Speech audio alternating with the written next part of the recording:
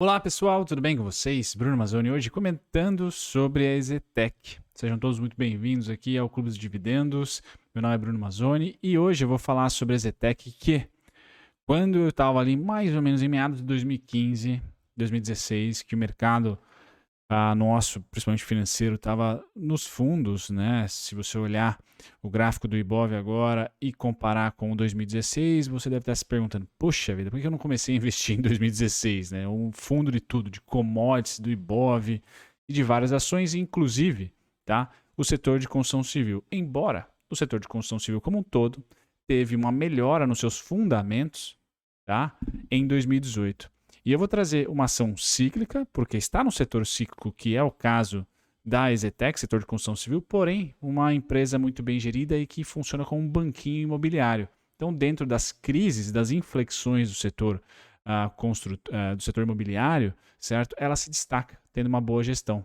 Vou falar então da digníssima EZTEC, para quem não conhece, é uma ação fora do radar, não foi pedida por vocês, então é uma ação egoísta aqui que eu estou de olho, tá? Para esse momento. Quando eu olho para a bolsa em 2021, eu enxergo índice do setor financeiro descontado, índice também de utilities e energia elétrica com desconto, mas não super descontado, mas com desconto, e construção civil.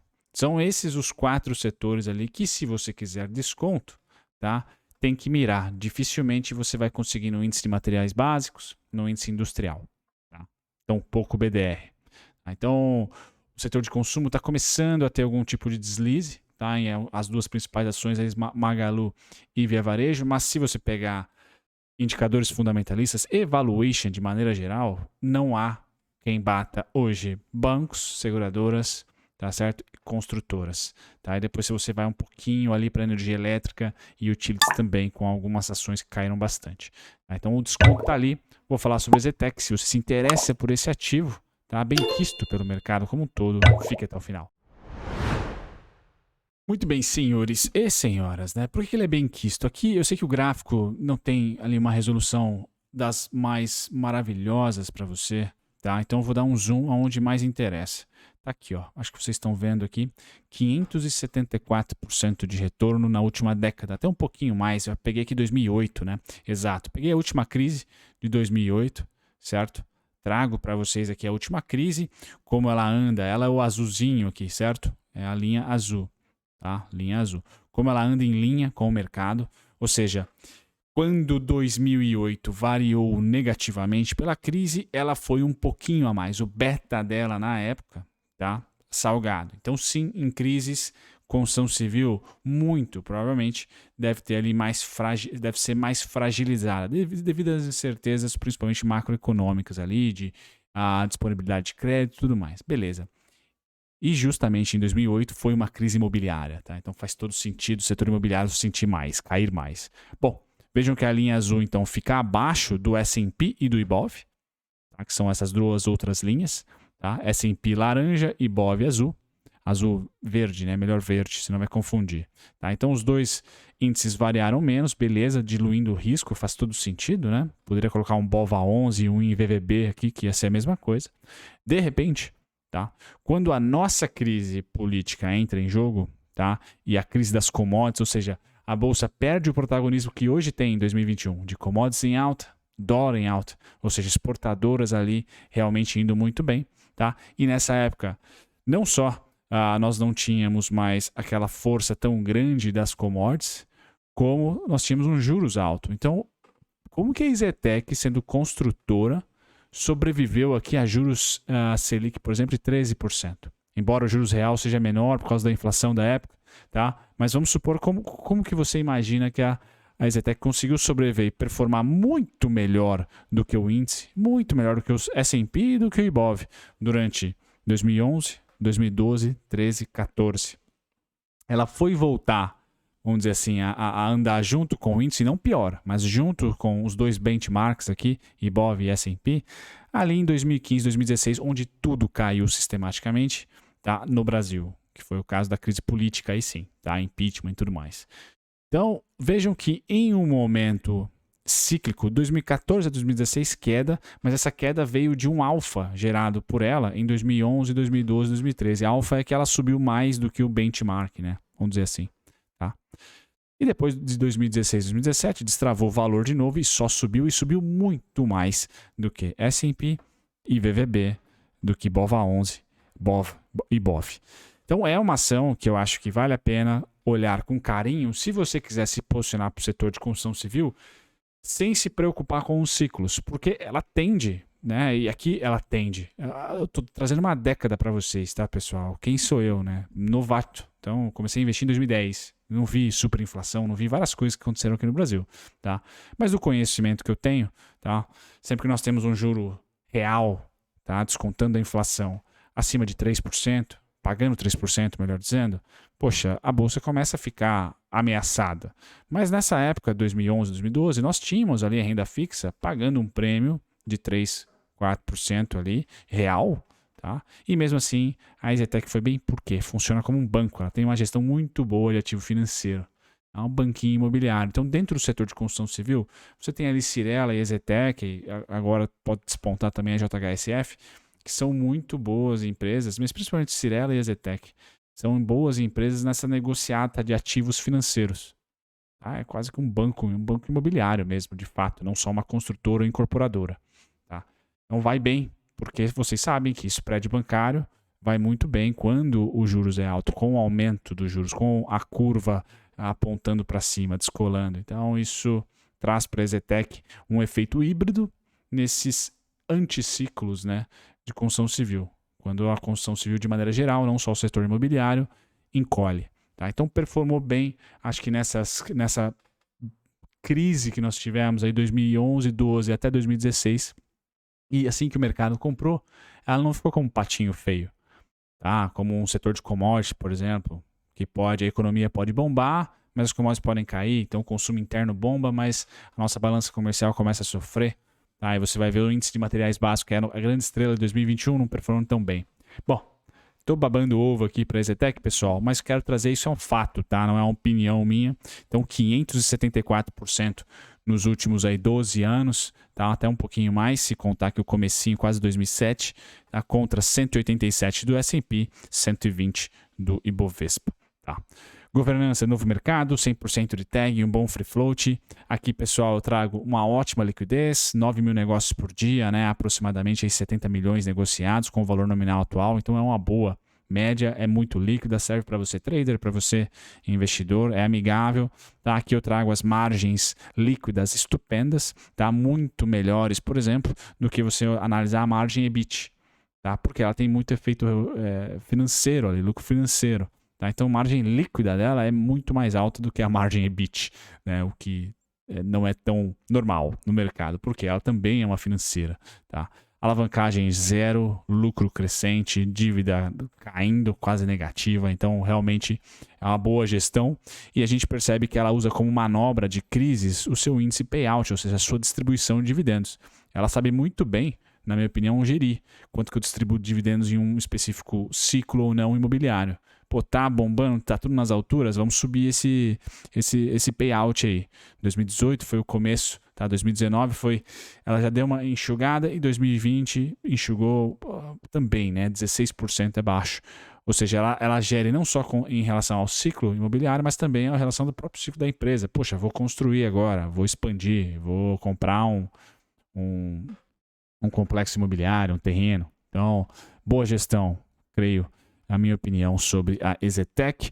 Tá? Os resultados eu mostro para vocês, como ela também, apesar de ter uma boa gestão, é cíclica, certo? E aqui 2018 marca para o próprio setor uma retomada desse ciclo. Tá? 2010 a 2013, grande crescimento. 2014 a 2017 diminuiu, né? Teve ali um decréscimo e aí virou o jogo em 2018, assim como todo o setor. Tá? Notícias para dar uma alegrada. Então, a EZTEC pretende lançar 1 bi em imóveis no segundo TRI de 2021. Cresce o pessoal da Eu Quero Investir. Tá? Se eu não me engano, Eu Quero Investir, mas principalmente para o Marcelo Fai.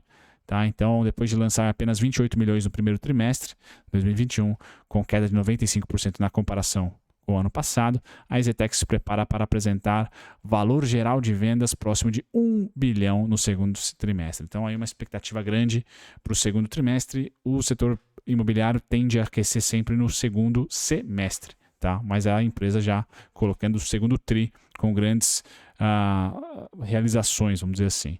ROIC, pessoal, também podemos ir pelo ROIC, tá? Metrificando, mapeando o ciclo e o anticiclo imobiliário. Então, o ROIC começa a queda ali em 2013, tá certo? Para 2014, termina essa queda em 2018, tá? E volta a subir em 2019, 2020, mesmo com a crise, e tende até um 2021 estável ou até subindo novamente. Então, são ciclos aqui, tá?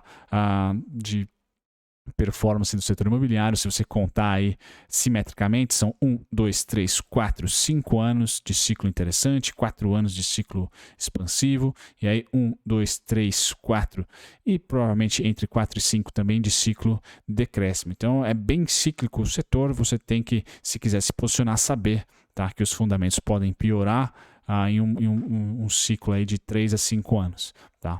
Bacana, a margem líquida se recupera em 2018, mas veja como a margem líquida aqui é estupenda, tá, em todos os momentos. Tá? Um negócio bem perene, tem uma margem líquida em crise de 24%. Tá? Em dólar, pessoal, o mercado vende ela sempre que ela bate entre 9 e 10 dólares e o mercado compra sempre que ela bate a 3. Hoje está a 6 dólares. Então, dentro da visão do gringo, né, com a variação cambial, é muito difícil dolarizar os ativos aqui, tem que ser bem dinâmico, tem que ser atuante no mercado para ficar fazendo essa continha, mas hoje está em média de 6 dólares. Então o risco está no meio do caminho, vamos dizer assim, nem super barata na visão da dolarizada, né? Nem super cara, que eu acho que ela começa a ficar cara acima dos 9 dólares. Tá? O mercado mostrou isso em 2013, depois aqui um pouquinho em 2019 e mostrou em 2020 na recuperação pós-março. Tá? PL, pessoal, esse aqui já fica mais tranquilo a análise. Então, PL, famoso PL de 10 vezes lá, é o grande descontão dela. Hoje já está negociada a 17, então tem margem para cair. Essa margem para cair, pessoal, eu vou tentar trazer na análise gráfica, tá? Talvez ajude, corrobore na sua análise. Bom, primeiro, né, no gráfico, no comportamento, que é super importante também para o longo prazo, certo? A gente vê aqui a crise de 2008 afetar bastante o ativo, mas ela conseguir recuperação em V da crise, e aí tivemos aqui um primeiro ciclo de baixa, vamos colocar 2014 a 2016, tá? Tivemos aqui também um ciclo de baixa, crise, tá? Um pequeno ciclo de baixa aqui com a greve dos caminhoneiros, e aqui o mais recente, o último, né? Ciclo de baixa, a gente é protagonizado pela pandemia. Tá? O que eu fiz, pessoal? Bom, dentro dos ciclos de baixa, eu projetei a crise, o tempo que demorou, e projetei também a crise de 2008, subprime, e a crise política nossa. Tá? Projetei a partir da máxima feita pré a crise pandêmica, e eu tenho 2 ciclos de baixa terminando, um no mês atual, em maio, tá certo, 2021, o outro em dezembro de 2021. Então eu tenho 2 expectativas de queda devido à volatilidade do ativo. Uma expectativa basicamente finalizou aqui muito próximo de maio, tá? Sendo uma em maio e a outra até mais correto aqui, ó. Agora já pulando para frente, somente lá em março do ano que vem. Tá? Então voltamos aqui, a partir da máxima pré-crise, toda a queda que nós tivemos na crise política em tempo, tá? Quanto tempo demorou, e eu trago para vocês esse tempo específico para vocês terem uma noção. Tá? Vou colocar aqui, então nós tivemos máxima em 2013, mínima aqui em 2015. Então foram 23 meses de queda. Atualmente, se nós contarmos aqui, a primeira queda foram de 3 meses, mas se postergarmos a queda, porque não se recuperou ainda, estamos aqui no 15º mês. Então tem alguns meses aí, tem 8 meses ainda de queda na EZ, vamos supor. Tá, legal. Então essa parte de tempo eu tenho que estar bem claro para mim, isso importa, tá? Tem mais validade, pessoal, o tempo quando o mercado está em tendência. Aí eu gosto de metrificar quanto tempo demorou. Agora, quando o mercado fica lateral, se ficar lateral, meio que perde a importância tempo para mim. Tá? Eu gosto de mercados direcionais, eu gosto de metrificar tempo. por exemplo. Tá? Quanto tempo demorou dessa máxima a essa mínima? Foram 5 barras, 153 dias. Olha, foi muito próximo. Tá? Se a gente colocar aqui, 153 dias. Tá? 5 barras de novo. Então, quando o mercado se movimenta direcionalmente, eu acredito muito em metrificar ciclos, não só de preço, mas de tempo. Tá bom? Aqui ele pode ter sido para mim as 5 barras. Aqui mais 5 barras, né? A gente colocar 1, 2, 3, 4, 5 e aí finalizou em abril. Então, entre abril e maio, espero retomada compradora ou pelo menos um equilíbrio de preços para um futuro bem próximo, retomar alta. Espero ter fundamentado para vocês aí um estudo de tempo que eu faço. Tá? Bom, vamos lá. Agora, na expectativa, então, de que chegamos em um fundo interessantíssimo, tá? Os R$ 30,44 é o suporte atual, preço, mês maio a abril, então estamos no mês de suporte, tá? E aí eu tenho alvos em 41,59, 52,73, depois só expansivos, tá? Não vou colocar neste vídeo atual. Quando eu desço um pouquinho o tempo gráfico e vamos aí para um pouquinho mais de volatilidade, tá?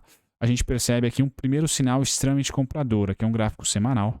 Aqui é o que? Caudas inferiores, tá? Muita compra aqui. O mercado não aceitou o preço vir para R$ 30 e ficar ali bobeando. Ficou barato. Tá? Então, toda essa região que vai, agora mais especificamente, dos 30 e 44, vocês estão vendo, dos 27,95, região não, os 2 pontos específicos são os meus suportes. Tá? Alvo 1 já foi tocado, né, de especulação curta, né, 33,46. Tá? Depois eu só vou ter 36,92, 38,57, 38,18 e assim a gente vai caminhando conforme as minhas linhas aqui me dizem, tá, pessoal? No gráfico diário a gente percebe, deixa eu tirar essa linha aqui, a gente percebe um movimento de tentativa compradora, mas ainda sem muita força. O volume aconteceu de fato, tá no fundo aqui. Tá? Agora a gente tem que esperar na minha opinião, melhor movimento. Seria um reteste aqui, tanto dessa região quanto dessa, para novamente subirmos para os patamares de equilíbrio do ano passado. Tá? Vai depender também dos resultados, dos fundamentos, tá? Qual o tamanho da pancada do aumento da Selic que o BC vai ministrar. Tá? Mas eu deixo aqui, finalizo o vídeo dizendo que, pessoal, quero investir no setor imobiliário ou no setor de construção civil. Imobiliário / construção civil e incorporação. E não só FIIs. Quero ir também para um equity, para uma ação. Olha, a EZTEC talvez eu tenha colocado para você uma empresa bacana em um período longo de tempo. Não só aquela empresa que bomba nos 4 anos que a construção civil vai bem, ou nos 2 anos dentre os 4 do ciclo, 4 a 5, que geralmente é o ciclo de alta de construção civil. Ela é uma empresa que meio que anda em linha, apontando para o norte de maneira consistente. Acho que a segunda na bolsa seria a Cyrela, que é tão bem gerida também. Tá? Correndo por trás temos as empresas de crescimento, que eu ainda não tenho tanto dado assim histórico, como a Trisul, como a Even, como a JHSF, que é híbrida, não dá para falar muito de construção civil. Bom, espero ter ajudado vocês, ter apresentado a EZTEC para quem não conhecia. Fico por aqui. Até o próximo vídeo. Tchau, tchau.